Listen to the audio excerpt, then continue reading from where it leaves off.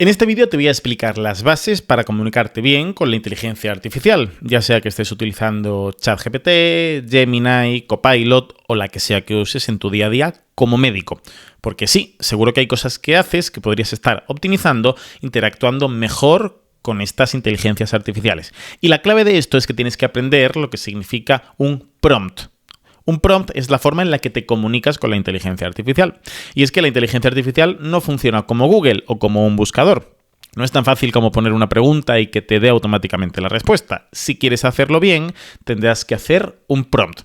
Y hacer o escribir un prompt no es otra cosa que un arte o una ciencia precisamente de comunicarte con la inteligencia artificial.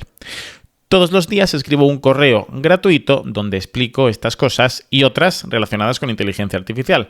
Si quieres suscribirte, pincha en el enlace que tienes en la descripción y deja tu correo en redsanitaria.es. Es posible que te sientas frustrado si cada vez que le preguntas a la inteligencia artificial algo no te da los resultados que tú quieres. Y esto es algo que nos pasa a todos cuando empezamos a utilizar estas herramientas. Al principio nos podemos liar y no tenerlo demasiado claro. Pero por eso tienes que aprender lo que se llama un prompt. Hay quien lo pone así un poco más fino y dice que está haciendo ingeniería de prompts, que también es correcto, pero en realidad lo que estamos haciendo es ver cuál es la mejor forma de interactuar o de pedirle las cosas a esa inteligencia artificial para que nos devuelva exactamente lo que nosotros queremos. Además, como sabes, ChatGPT o estas herramientas son un gran aliado, pero muchas veces les pedimos algo y nos devuelven algo que no tiene sentido, se lo inventan. Esto es lo que se denomina una alucinación, y alucinación es un término técnico de estos modelos de lenguaje.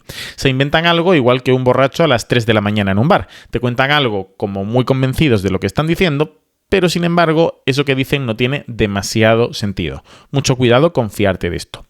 El riesgo de alucinaciones disminuye cuanto mejor sea tu prompt y mejor le pidas las cosas a ChatGPT. El primer consejo que te quiero dar es que no todas las herramientas son iguales. Hay un montón de herramientas en el mercado. Hemos hablado de algunas: ChatGPT, Gemini, Copilot, Claude, Perplexity. Y si hablamos de específicas de investigación, tenemos otro montón: Consensus, Elifit, SciSpace. Tienes tutoriales de algunas de ellas en este mismo canal de YouTube. La idea aquí es que utilices algunas para tu día a día, combinándolas para que te den la mejor o el mejor resultado posible. Pero tampoco puedes perderte en ese mar de herramientas porque si no, no vas a dominar todas al máximo. Yo, en mi caso, prefiero utilizar una muy bien y para casi todas mis tareas, como es ChatGPT, y de forma puntual utilizo algunas otras para complementar. Al final, en todas ellas tenemos que meterle ese prompt, tenemos que escribirle bien para que nos dé lo que nosotros queremos. Y el primer consejo que te voy a dar para redactar un buen prompt es que seas todo lo específico que puedas. No es lo mismo decir qué es o cuáles son las causas del acúfeno o de la enfermedad cardíaca o del síndrome de intestino irritable que decirle: dime cuáles son los factores de riesgo con evidencia científica para la enfermedad cardíaca o para la insuficiencia cardíaca crónica, ¿no? Pues eso cambia mucho la forma en la que ChatGPT te devuelve esa respuesta. Cuanto más específico le pidas algo, más se va a adecuar a lo que le estás pidiendo. Describe tu objetivo y me remito al ejemplo anterior. Por ejemplo, si estamos hablando de insuficiencia cardíaca, podemos decirle: quiero conocer cuáles son los 5 factores de riesgo más importantes para insuficiencia cardíaca porque tengo que dar una clase en la universidad a alumnos de medicina de 4º año.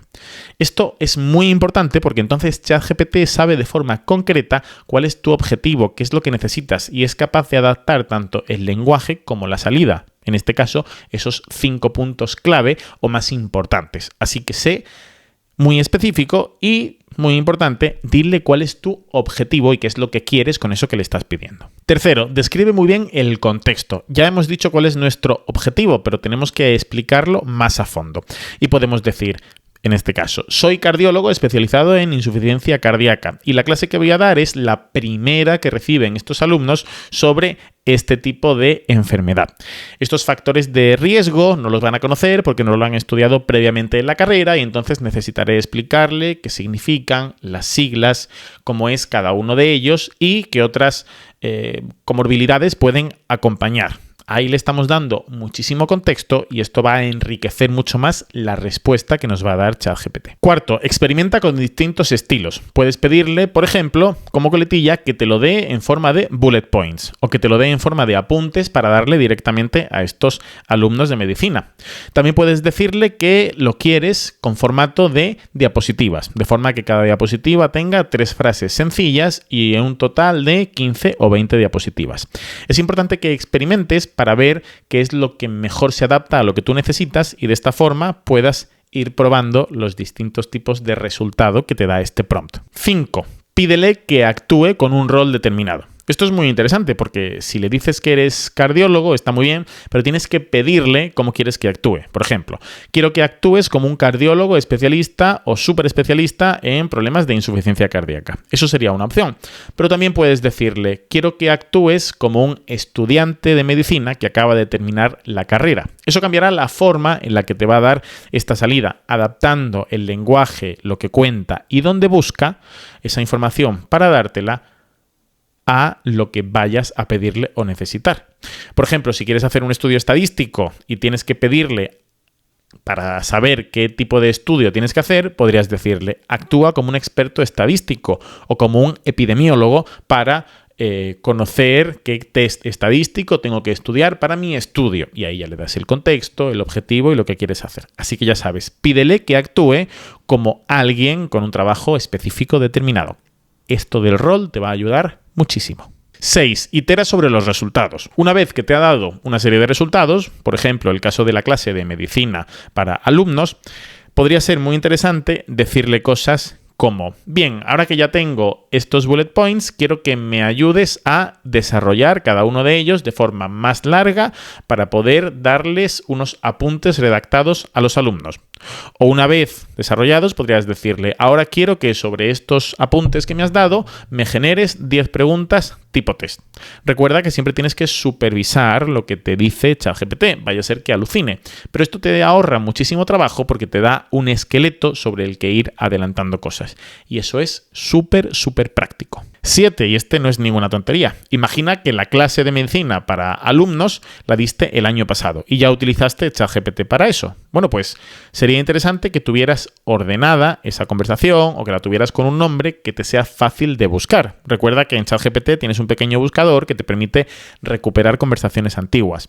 Dentro de esas mismas conversaciones, aunque fuera del año pasado, podrías volver a hacer otro trabajo. Imagínate que ya tú tenías 10 preguntas para el año pasado, para estos alumnos, para el examen, y ahora quieres 10 más. No tienes que hacerlo todo desde el principio. Puedes volver a esa conversación y decirle, ahora quiero que me des otras 10 preguntas, aunque haya pasado un año. ChatGPT es bastante bueno para guardar este contexto y esta información en su memoria, aunque hay veces que si das vueltas mucho sobre lo mismo, termina liándose. Es cuestión, como te digo, de que vayas probando. Pero si tienes conversaciones muy interesantes que no te gustaría perder, ponles un nombre concreto que puedas recordar o agrúpalas en proyectos. Una utilidad también súper importante de ChatGPT en la que entraremos en profundidad en otro de los vídeos. 8. Si vas a hacerle preguntas o preguntas concretas, intenta hacerlas lo más cerradas posible. Por ejemplo, ¿cómo afecta el ejercicio a los pacientes con insuficiencia cardíaca que ya tienen una limitación funcional en su día a día? Esas preguntas que son bastante cerradas se van a responder de forma bastante concreta. Y aunque no es lo ideal, sobre esa primera pregunta y sobre la información que te dé, si necesitas algo más o menos amplio, podrías ir trabajando para, como te decía, iterando sobre esa conversación para ir mejorando la respuesta y lo que te va dando. 10.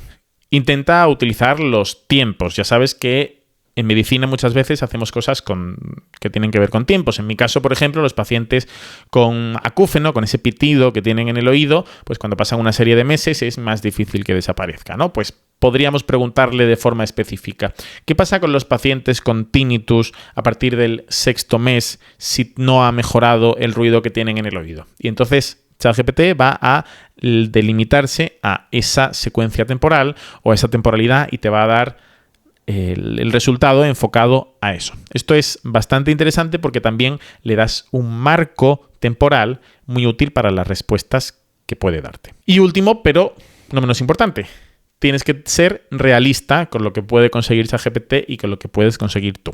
Un muy buen prompt, lo que se conoce como ingeniería de prompts, ¿no? Y hemos hablado de algunas estructuras, pero hay muchas posibilidades de enfocar esto.